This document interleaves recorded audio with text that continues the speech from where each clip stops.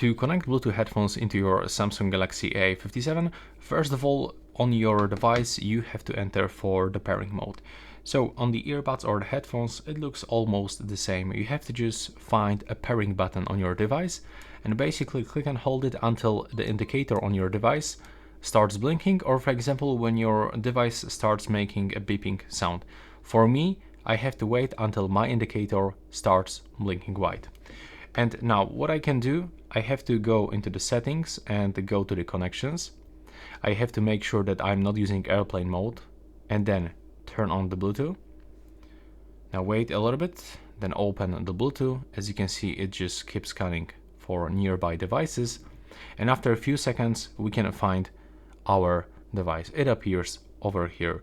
So you can just click on it, accept the pairing, and you will be connected. If something is not working, you can just simply try to reset your device.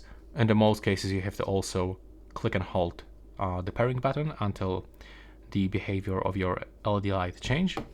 Or you can simply perform a reset of the mobile network settings on your Samsung by going to the General Management, Reset, and then select Reset Wi-Fi and Bluetooth settings.